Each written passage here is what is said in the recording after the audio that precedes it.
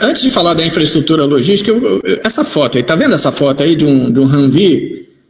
A primeira vez que eu vi essa foto, eu falei, pô, deve ter sido destruído por um drone, alguma coisa. Depois eu fui olhar nos detalhes, não, ele está sob cavaletes ali, né? Nem cavalete, é um tronco ali embaixo, sem as rodas, ou seja, ele foi canibalizado, esse Humvee.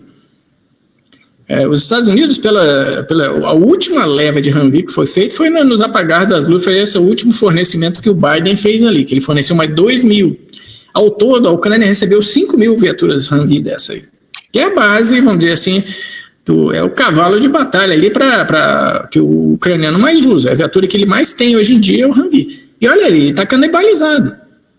Está canibalizado. Então, assim, isso indica um problema seríssimo na cadeia de suprimento.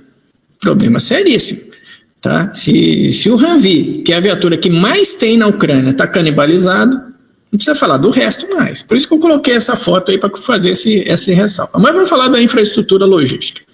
Os russos têm atacado com essa questão dos drones hoje em dia, dos drones FPV, né, e dos drones que ele fez First Person View, né, que é aquele drone comum, aquele dronezinho pequeno, ou maior um pouco, que você pode colocar uma granada nele, uma granada de morteiro, um explosivo qualquer, que ele vai lá e atinge uma viatura dessa, um carro de combate e destrói. Tá? Ou provoca danos nele, pelo menos, né, que eventualmente ele vai ter que ser reparado. Você pega, por exemplo, uma lagarta de uma Abrams, por exemplo, talvez um drone desse não destrua o Abrams, mas ele vai provocar um dano ali que vai precisar ser reparado.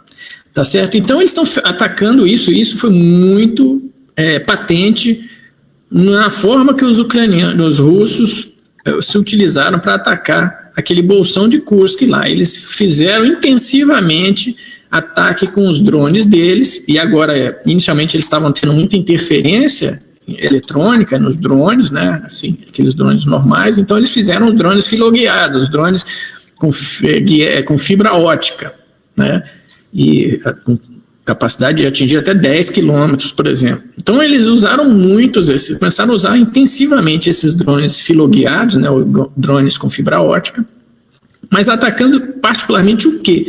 As estradas de suprimento. As instalações logísticas também menos, mas particularmente as estradas, porque ali em Kursk só tinha uma estrada. Então ficava muito fácil para os russos ficarem atacando. Tudo que passava ali se movimentava naquelas estradas, ficavam alguns drones ali de reconhecimento, né, plotando, tanto de dia quanto de noite, porque esses drones hoje têm aquela visão noturna, né, infravermelho ou visão noturna. Então eles conseguem, as câmeras dele conseguem plotar mesmo durante a noite e atacam aquilo ali direto. Então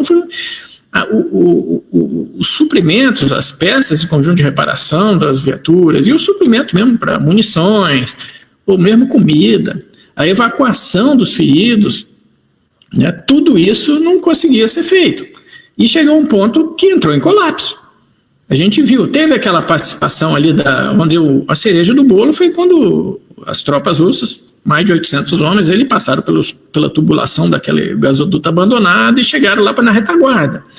E aí, quando começaram ali a atacar a retaguarda, só agravou o problema. Mas, assim, já havia uma situação de meses e meses que a logística vinha sendo degradada. A quantidade de viaturas perdidas, e as viaturas entravam em pane, não tinham peça, e tudo isso aí. E a munição faltava, e a comida faltava. Então, aí chegou um ponto que, você viu, a perda daquele bolsão de Kursk, que começou em agosto de 2024, ou seja, ficou aí um bom tempo lá, né? Mais de quase 8 meses, ele caiu assim em questão de dias. Essa estratégia russa de degradar a logística ucraniana, ela foi muito efetiva. Essa interdição diária por meio de drones, tá? Foi muito efetiva.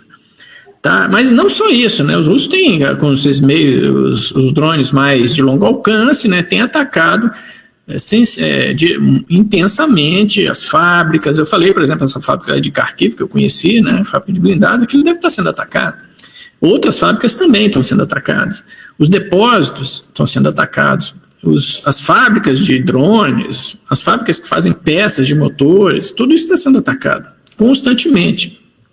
Tá? Então isso tudo tem impacto muito grande na logística. E quando a gente lembra que nós não temos padronização, 110 tipos de viatura blindada diferente, mas outros tantos de armamento e outros tantos de outras coisas, Então, assim, isso gera um caos, né? Nós temos viaturas blindadas, por exemplo, obuseiros autopropulsados, né? Então, tudo isso afeta a artilharia, afeta a engenharia, afeta a infantaria, afeta os tanques, né? Então, tudo isso é afetado.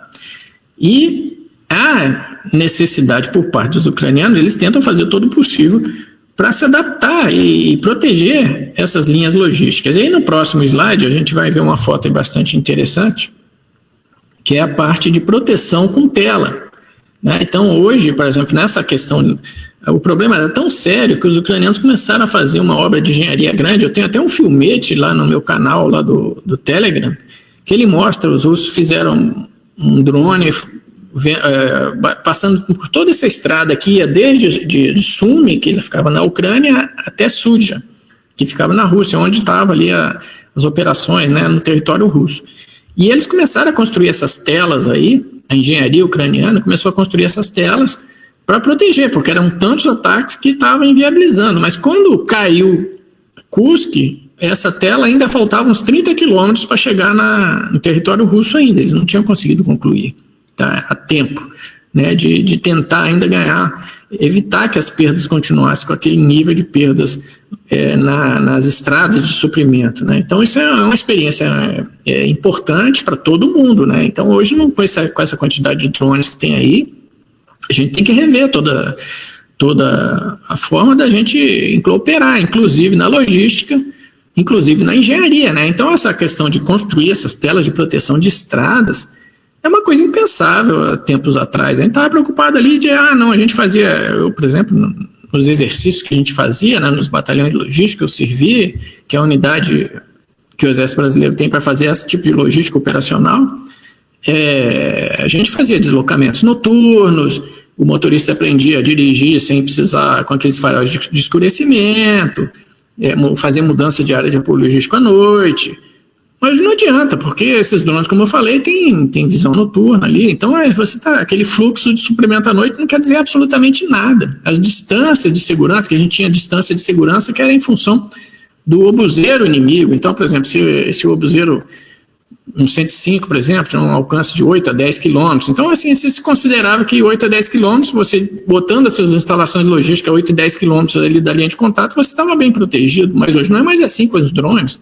Um drone desse filoguiado atinge 10 km, mas eu estou falando outros drones aí que não são filoguiados, e a própria artilharia mesmo tem uma capacidade alta, essas bombas guiadas que atingem 90 km, os mísseis. Então, assim, e os russos estão utilizando tudo isso contra o quê? Contra as instalações logísticas. Então, assim, aquelas instalações logísticas ucranianas, elas são alvo, não apenas aquelas fixas, né, que estão lá na retaguarda, que ele utiliza um míssil Iskander, ou um drone Geran lá para atacar e destruir. Eu estou falando daquelas instalações de campanha, com barracas, com viaturas, oficinas, aquela coisa que precisa para o apoio imediato ao que está acontecendo no terreno ali. Você precisa disso. E essas também são alvos. Você não pode manter isso aí. Uma estrada você consegue botar essa tela, mas você não consegue. Uma área de apoio logístico aí tem 8, 10 quilômetros quadrados de área, pelo menos na nossa doutrina, deles também. Então você tem que dispersar muito mais. E aí você começa a ter mais problemas ainda, né? De onde colocar isso, de manter aquilo ali, vamos dizer assim, a salvo dos drones, a salvo da artilharia do inimigo, que tem um alcance muito maior, a salvo das bombas guiadas, e por aí vai.